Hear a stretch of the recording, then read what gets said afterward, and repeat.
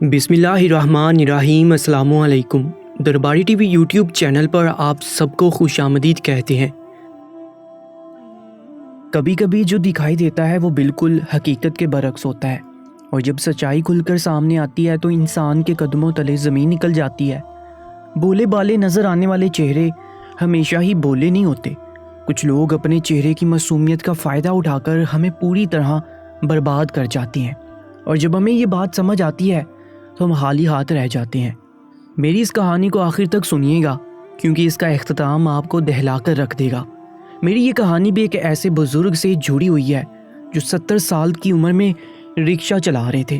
عمر کے اس حصے میں جب انسان کسی بزرگ کو محنت مشقت کرتا دیکھتا ہے تو اس کا دل خود ہی پسیج جاتا ہے۔ میں تو ویسے ہی بہت نرم دل والی جذباتی لڑکی تھی۔ میرا نام نیدا ہے، اور میری یہ کہانی آج سے 3 سال پہلے کی ہے۔ میری شادی میں 2 مہینے باقی تھے، اور میں اپنی ماں کے ساتھ شادی کی تیاریوں میں مگن تھی۔ ہم جیسے مڈل کلاس لوگ چھوٹی بڑی خوشیوں کے لیے کمیٹیوں کا انتظار کرتے ہیں۔ ابا کو بھی 5 لاکھ کی کمیٹی بالکل شادی سے 2 مہینے پہلے ملی تھی، اور اس کے بعد ہی میں نے اور اماں نے مل کر جھٹ پٹ تیاریاں شروع کر دی تھی۔ پیسہ ہاتھ میں ہو تو تیاریوں کے لیے 1 مہینہ بھی کافی ہوتا ہے۔ ابا نے پیسے ہاتھ آتے ہی مجھے لاکھ روپے دے دیے، اور صاف صاف کہہ دیا کہ اسی 1 لاکھ روپے میں تم اپنے سارے کپڑے اور جیولری خرید لینا، اور باقی کے پیسے ابا نے شادی ہال اور کھانے کی بکنگ کے لیے رکھ لیے تھے۔ میں بہت خوش تھی۔ 1 لاکھ روپے میرے لیے بہت تھے۔ میں فضول خرچ نہیں تھی۔ مجھے معلوم تھا کہ مجھے اپنے ابا کی دی ہوئی رقم میں ہی ساری خریداری کرنی ہے۔ میں ایک کفایت شعار اور فرما بردار بیٹی تھی۔ اگلے ہی دن میں اماں کے ساتھ بازار کے لیے نکل پڑی۔ اماں کہنے لگی، دیکھو نیدا، روز روز بازار کے چکر کاٹنا آسان نہیں ہے۔ شادی میں کم دن باقی ہیں اور دوسری تیاریاں بھی دیکھنی ہیں، اس لیے کوشش کرنا کہ زیادہ سامان آج ہی خرید لو۔ اماں نے برتن اور دوسری چیزوں کے پیسے بھی رکھ لیے تھے تاکہ ساتھ ہی ساتھ خریداری ہو سکے۔ تقریباً آدھا دن بازار میں پھرنے کے بعد اماں نے ہر طرح کا برتن خرید لیا تھا، اور میں نے بھی کافی سارے کپڑے خریدے تھے۔ اتنا ڈھیر سارا سامان جمع کرنے کے بعد سمجھ ہی نہیں آ رہا تھا کہ اب ہم گھر واپس کیسے پہنچیں گے۔ ہم خریداری کے لیے شہر کی بہت بڑی مارکیٹ آئے تھے، اور یہاں سے ہمارا گھر تقریباً 45 منٹ کی دوری پر تھا۔ برتن والے دکاندار نے ایک چھوٹا سا بچہ ہمارے ساتھ کر دیا، جس نے ہمارا اچھا خاصا سامان اٹھا کر ہمیں بازار کے باہر بنے رکشہ سٹینڈ تک پہنچا دیا۔ ہم صبح جلدی بازار آ گئے تھے، اسی لیے ابھی دوپہر ہو رہی تھی اور سٹینڈ پر کم ہی رکشے موجود تھے۔ ہمارے ساتھ اتنا سارا سامان دیکھ کر رکشے والے منہ کھول کر پیسے مانگ رہے تھے۔ اس بازار سے گھر کے صرف 250 روپے بنتے تھے، لیکن آج کوئی بھی 500 روپے سے نیچے آنے کو تیار نہیں تھا۔ ایسے میں ایک 70 سال کے قریب بزرگ میرے پاس آئے اور خود ہی سامان اٹھاتے ہوئے کہنے لگے، بیٹی چلو، میں تمہیں تمہاری منزل پر پہنچا دیتا ہوں۔ میں نے بابا سے کہا، میں 250 روپے سے 1 روپیہ اوپر نہیں دوں گی۔ بابا مسکراتے ہوئے کہنے لگے، بیٹی تم سے پیسوں کا تقاضا میں نے کب کیا ہے؟ مجھے لگا شاید وہ بزرگ 250 روپے پر راضی ہیں، اس لیے سارا سامان رکشے میں رکھوا کر میں اور اماں پیچھے بیٹھ گئی۔ ہم رکشے میں بیٹھے ہی تھے کہ میری نظر ان بزرگ کی آنکھوں میں موجود آنسوں پر پڑی، جسے بزرگ نے اپنے کندھے پر پڑے رومال سے پونچھ لیا تھا۔ وہ بزرگ میری نظر میں میرے دادا کی عمر کے تھے، اور اس گرمی کے عالم میں سخت محنت کر رہے تھے۔ نہ جانے کس بات نے انہیں دکھی کر دیا تھا۔ یہ سوچ کر میرا دل بھی دکھی ہو گیا۔ میں نے دل ہی دل میں سوچا کہ میں خود بھی بزرگ کو 300 روپے دے دوں گی، پتہ نہیں وہ کسی مجبوری میں رکشہ چلا رہے ہیں۔ تھوڑے تھوڑے وقفے سے بزرگ شیشے سے میری طرف دیکھتے اور پھر ان کی آنکھوں میں نمی تیرنے لگتی۔ ہمیں بیٹھے 5 منٹ ہی گزرے تھے، اور بزرگ کی یہ حرکت مجھے کچھ عجیب لگی تھی، اس لیے میں نے پوچھ لیا، بابا خیریت تو ہے نا؟ آپ کی آنکھوں میں آنسو کیوں آ رہے ہیں؟ میری بات سن کر بزرگ نم آواز میں کہنے لگے، بیٹی زندگی ایسے درد دیتی ہے کہ انسان کسی کو سنا بھی نہیں سکتا۔ میں تمہیں کیا بتاؤں کہ تم ہو میری بیٹی نیدا جیسی ہو۔ اپنا نام سن کر میں چونک گئی، اور میں نے بابا سے کہا کہ میرا نام بھی نیدا ہے۔ یہ سن کر بابا کے چہرے پر بھی حیرانی کے تاثرات آ گئے۔ وہ کہنے لگے کہ کبھی کبھی خدا ہمیں ہمارے بچڑوں سے ملوا دیتا ہے۔ تمہیں دیکھ کر بھی ایسا ہی لگا جیسے میں اپنی بیٹی سے مل رہا ہوں۔ اس کے بعد بابا نے اپنی کہانی کا آغاز کیا، جسے سن کر میری آنکھوں میں بھی آنسو آ گئے۔ بابا بتانے لگے، 3 بیٹوں کے بعد میرے گھر بیٹی کی پیدائش ہوئی تھی۔ وہ بالکل تمہاری عمر کی ہی تھی، اور اس کی شادی کے دن قریب تھے۔ ہم لوگ بہت خوش تھے۔ میں اس وقت بھی رکشہ ہی چلایا کرتا تھا۔ میرے بیٹے نوکریاں کرنے لگے تھے، لیکن میں اپنے بل بوتے پر اپنی اکلوتی بیٹی کو رخصت کرنا چاہتا تھا، اس لیے میں دن رات محنت کر کے پیسے جوڑ رہا تھا۔ میری بیٹی چاند کی طرح اجلی تھی، جو اسے دیکھتا اس کی خوبصورتی کی تعریف ضرور کرتا تھا۔ بابا مسکرا کر کہنے لگے، بیٹی تم بھی بالکل میری بیٹی کی طرح اجلی خوبصورت ہو۔ بابا کی بات سن کر میرے چہرے پر مسکراہٹ آ گئی۔ زیادہ تر لوگ مجھے یہی کہا کرتے تھے۔ بابا کہنے لگے، شادی سے تقریباً 4 دن پہلے میری بیٹی پارلر گئی تھی، میں خود اسے اپنے رکشے میں بٹھا کر گھر چھوڑ کر آیا تھا۔ میری بیٹی بہت ہی شریف اور شرم و حیا والی تھی، وہ زندگی میں کبھی پارلر نہیں گئی تھی، اور یہ پہلی دفعہ تھا جو میں نے اسے کسی پارلر کے دروازے پر چھوڑا تھا۔ وہ بہت ہی گھبرا رہی تھی۔ میں نے اسے سمجھایا کہ بیٹی ابھی تو زندگی میں اکیلے ہی بہت سے میدان سر کرنے ہیں، یہ تو پھر اکیلے پارلر کے اندر جانے کی بات ہے، پریشان نہ ہو، میں شام کے 5 بجے خود ہی تمہیں پارلر سے لے لوں گا۔ میری بات سن کر اس نے پارلر کے اندر قدم رکھ دیے اور میں واپس بازار کے باہر رکشہ سٹینڈ پر پہنچ گیا۔ 5 بجنے میں پورے 2 گھنٹے تھے اور میں ان 2 گھنٹوں میں کچھ سواریاں اور اٹھا کر مزید پیسے کما لینا چاہتا تھا۔ اتفاق سے ایک سواری ایسی لگی جو تھوڑی دور کی تھی۔ میں نے سوچا کہ میں پوری رفتاری سے رکشہ چلا کر اسے منزل پر پہنچا دوں گا اور 5 بجے تک واپس اپنی بیٹی کو لینے پہنچ جاؤں گا، لیکن عورت نے رکشے میں بیٹھ کر بتایا کہ وہ حاملہ ہے اور مجھے دھیان سے رکشہ چلانا ہوگا۔ میرے لیے وہ عورت بھی میری بیٹی کی طرح ہی تھی۔ میں اپنے مفاد کی خاطر اسے تکلیف نہیں پہنچانا چاہتا تھا، اس لیے مجبوراً میں نے کم رفتار پر بہت دھیان سے رکشہ چلایا، اسے منزل تک پہنچا دیا۔ واپسی پر میں نے تیز رفتاری کا مظاہرہ کیا اور 6 بجے کے قریب میں پارلر کے باہر پہنچ گیا۔ پارلر کے اندر جاتے ہی میری بیٹی نے اپنا موبائل فون مجھے دے دیا، کہنے لگی کہ اگر اسے دھیان ہٹ گیا اور فون یہاں وہاں ہو گیا تو مسئلہ ہوگا، اس لیے اس کا فون میرے پاس ہی تھا۔ میں نے اتر کر پارلر کا دروازہ بجایا، اندر سے ایک گارڈ نکلا۔ میں نے اپنی بیٹی کو باہر بھیجنے کا کہا۔ تھوڑی دیر بعد وہ گارڈ اندر سے واپس آیا، بتانے لگا کہ آپ کی بیٹی 5 بجتے ہی ہمارے پارلر سے نکل گئی تھی۔ یہ سن کر میں کافی پریشان ہو گیا۔ میری بھولی بالی سی بیٹی تو کبھی اکیلے گھر سے باہر ہی نہیں نکلی تھی، تو پھر وہ گھر تک کیسے جا سکتی تھی؟ گارڈ کا شکریہ ادا کر کے میں واپس اپنے گھر پہنچا۔ میری بیوی مجھے دیکھتی کہنے لگی، آپ ابھی تک نیتا کو لے کر نہیں آئے، 6 بجنے والے ہیں۔ یہ سن کر میرے قدموں تلے زمین نکل گئی کہ اگر نیتا گھر نہیں آئی ہے تو وہ کہاں گئی ہے۔ تھوڑی ہی دیر میں نیتا کے 3 بھائیوں اور میں نے مل کر سارا جگ چھان مارا، لیکن نیتا کا کہیں کوئی پتہ نہ چلا۔ میں اپنی بیٹی کو لے کر پارلر گیا تاکہ وہ اندر جا کر پارلر والی سے پوچھ سکے۔ پارلر خالی پڑا ہوا تھا۔ وہاں کام کرنے والی لڑکیوں نے بتایا کہ نیتا سروس کرواتے ہی نکل گئی تھی۔ ہم لوگوں پر تو جیسے قیامت ٹوٹ پڑی۔ جوان بیٹی اچانک ہی غائب ہو گئی تھی، پتہ نہیں اسے زمین کھا گئی تھی یا آسمان نکل گیا تھا۔ پولیس میں رپورٹ درج کروائی، کہاں نہ ڈھونڈا، لیکن نیتا کا کوئی پتہ نہیں چل سکا۔ بزرگ کی آنکھوں سے آنسو بہہ رہے تھے، جنہیں وہ بار بار اپنے رومال سے صاف کر رہے تھے۔ وہ بزرگ کہنے لگے، اس بات کو آج برسوں بیت کے ہیں، یہ غم کسی طرح کم ہونے کا نام ہی نہیں لیتا، اور آج تمہیں دیکھنے کے بعد تو بے اختیار ہی مجھے اپنی بیٹی کی یاد آ گئی۔ بزرگ کی کہانی تو ختم ہو گئی، لیکن میرا دل جیسے پوری طرح ان کے دکھ سے بھر گیا تھا۔ ایک باپ کے لیے بیٹے کی جدائی، اور وہ بھی ایسی جدائی یقیناً موت سے بھی زیادہ بدتر ہے۔ میری اماں بھی بزرگ کی کہانی سن کر اپنے آنسو نہ روک پائی تھی۔ وہ بزرگ مجھ سے میرے بارے میں پوچھنے لگے کہ میں نے تعلیم حاصل کی ہے یا نہیں۔ میں نے بزرگ کو بتایا کہ میں نے انٹر کیا ہے اور میرے ابا جلدی میری شادی کرنا چاہتے تھے، اس لیے میں مزید تعلیم حاصل نہیں کر سکی۔ 2 مہینے بعد میری شادی ہے اور ہم اس کی خریداری کے لیے بازار آئے ہیں۔ وہ بزرگ مسکرا کر مجھے آنے والی زندگی کے لیے نیک تمنائیں دینے لگے، کہنے لگے کہ ہمیشہ خوش رہو۔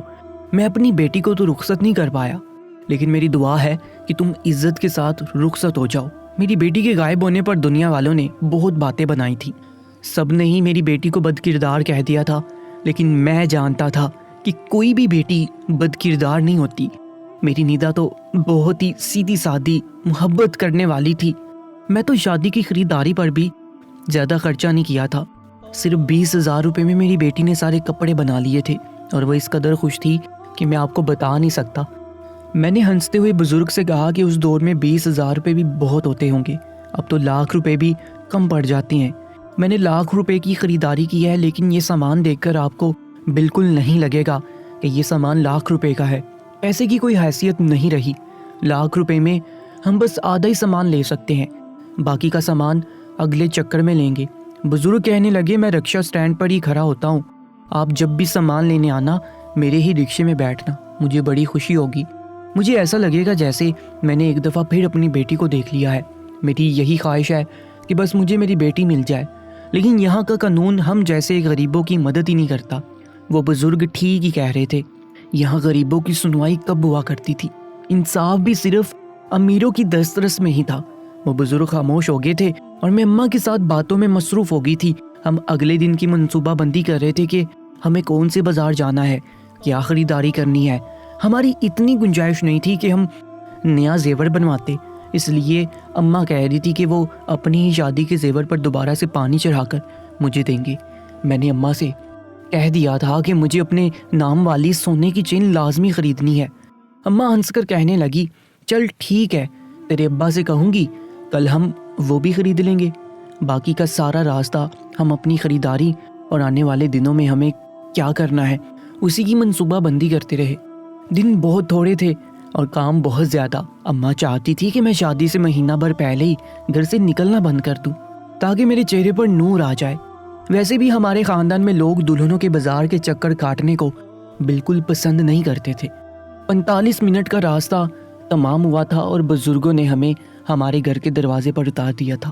گرمی بہت زیادہ تھی، اس لیے میں نے بزرگ کو پیسے دینے سے پہلے ہی پانی کا گلاس پیش کر دیا اور پھر اپنے پرس میں سے نکال کر جیسے ہی 250 روپے ان کی طرف بڑھائے تو بزرگ کی آنکھوں میں دوبارہ سے آنسو آ گئے۔ کہنے لگے کہ میں نے تمہیں بیٹی کہا ہے اور تم پیسے دے کر میرے جذبات کو مجروح کر رہی ہو۔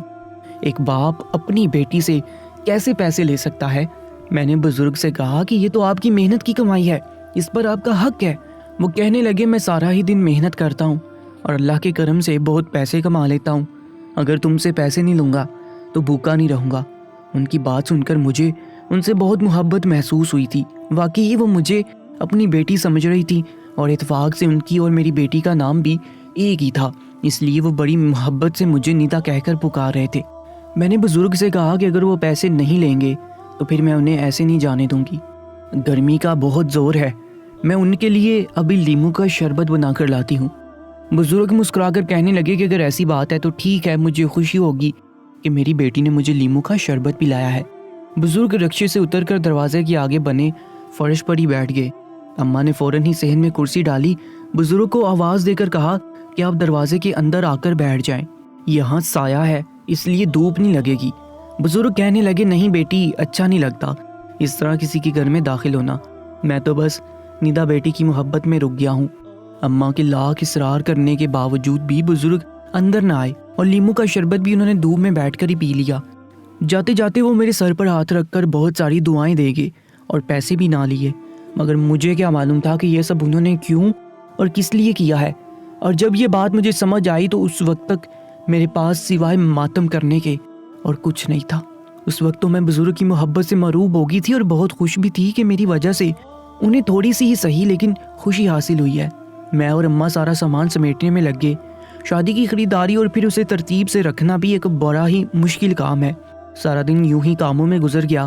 اماں کھانا پکانے میں لگی اور میں گھر کی صفائی میں مشغول ہو گئی، لیکن سارا وقت میرے ذہن میں وہی بزرگ گھومتے رہے اور میں یہی سوچتی رہی کہ نہ جانے ان کی بیٹی نیدا کیسے اور کن حالات میں ہوگی، کہیں پارلر والی نے تو اس کے ساتھ کچھ غلط نہیں کر دیا، وہ زندہ بھی ہوگی یا مر گئی ہوگی۔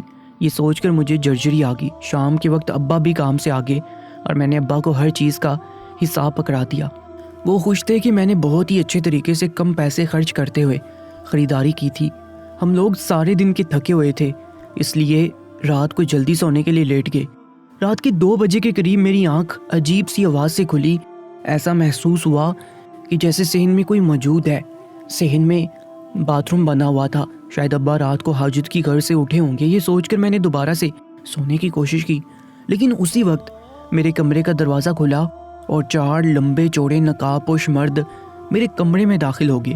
وہ لوگ اماں ابا کو پہلے ہی باندھ چکے تھے، میرا کمرہ آخر میں تھا، اس لیے آخر میں میرے پاس آئے تھے۔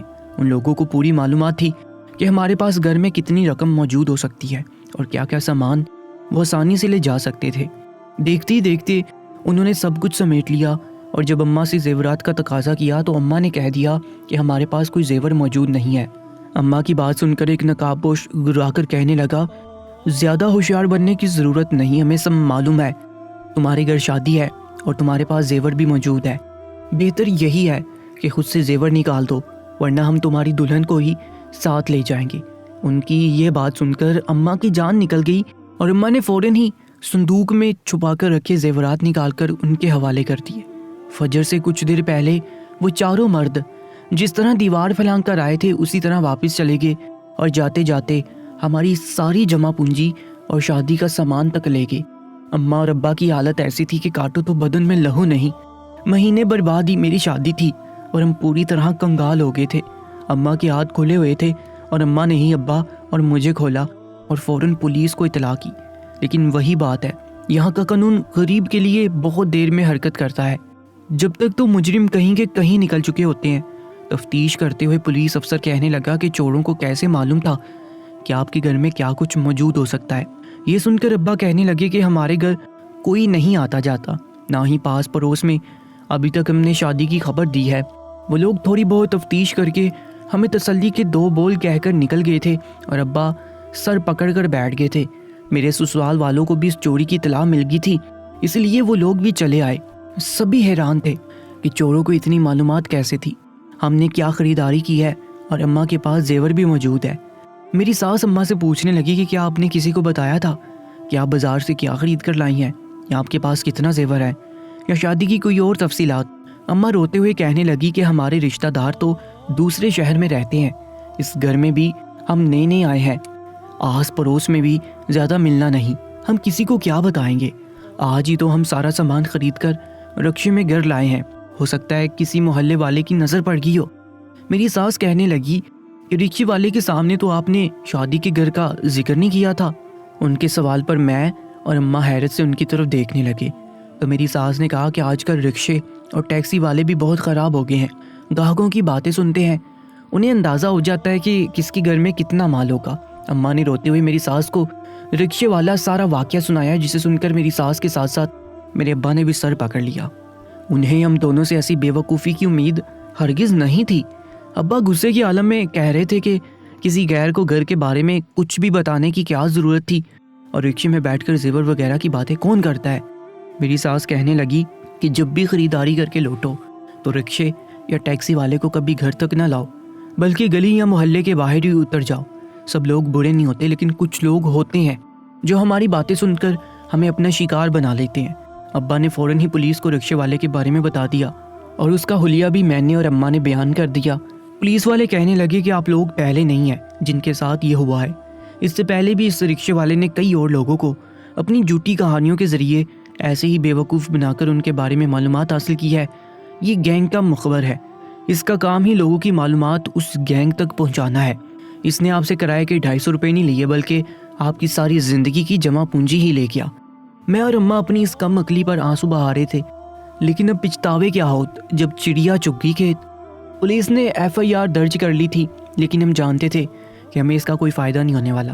اگر پولیس نے آج تک اسے نہیں پکڑا تھا تو وہ اب بھی اسے نہیں پکڑنے والے تھے۔ وہ رکشہ ڈرائیور اپنی عمر کا فائدہ اٹھا کر بھیس بدل کر اور کہانیاں بنا کر ہم جیسے سیدھے سادے لوگوں کو بیوقوف بنا رہا تھا۔ نہ جانے اس نے آج تک کتنے لوگوں کو شکار بنایا تھا اور آگے وہ کتنے لوگوں کو لوٹنے والا تھا۔ ہمارے پاس شادی کی خریداری کے لیے بالکل پیسے نہیں تھے۔ میری ساس نے کہا کہ وہ سادگی سے مجھے رخصت کروا کر لے جائے گی، انہیں کسی چیز کا لالچ نہیں۔ اس واقعے کو آج 3 سال گزر چکے ہیں، لیکن جب بھی مجھے اس بزرگ کا چہرہ یاد آتا ہے تو میں حیران رہ جاتی ہوں کہ اتنا نورانی نظر آنے والا چہرہ اندر سے اتنا سیاہ کیسے ہو سکتا ہے۔ اب بھی میں جب اپنے میکے جاتی ہوں، میرے ابا میری اس بے وقوفی کو ضرور یاد کرتے ہیں، لیکن یہ واقعہ میرے لیے ایک بہت بڑی نصیحت بن گیا تھا۔ میں آئندہ کسی کی شکل اور عمر کو دیکھ کر اعتبار کرنے والی نہیں تھی۔ جس طرح گناہ کی کوئی شکل نہیں ہوتی، اسی طرح شاید مجرم کی بھی کوئی عمر نہیں ہوتی۔ جسے ایک دفعہ حرام کھانے کی لت لگ جائے وہ ہمیشہ ہی گناہوں میں مبتلا رہتا ہے۔ میری سب سننے والوں سے گزارش ہے کہ کسی بھی سواری میں بیٹھ کر کبھی اپنے گھر کے معاملات کو ڈسکس نہ کریں۔ رکشے والا اتنا ہی اچھا نیک کیوں نہ ہو، وہ آپ کے لیے بالکل غیر ہے۔ راستے پر خاموش رہیں اور اللہ کا ذکر کریں۔ سواری کو اپنے گھر سے پہلے رکوا کر اتر جائیں۔ آج کے دور میں احتیاط کرنا ہی بہتر ہے۔ میں یہ نہیں کہہ رہا کہ سب لوگ برے ہوتے ہیں، لیکن اگر ہم تھوڑی سی احتیاط کر لیں تو کوئی مذائقہ نہیں۔ امید کرتے ہیں کہ اس واقعے سے آپ لوگ ضرور سبق حاصل کریں گے۔ مزید ایسی ہی سچے واقعات کے لیے ہمارے چینل کو سبسکرائب کر لیجیے گا۔ اپنا بہت زیادہ خیال رکھا کریں۔ آج کی اس ویڈیو کو جتنا ہو سکے شیئر کیجیے گا۔ انشاءاللہ ملاقات ہوگی ایک نئی ویڈیو میں، تب تک کے لیے اللہ نگہبان۔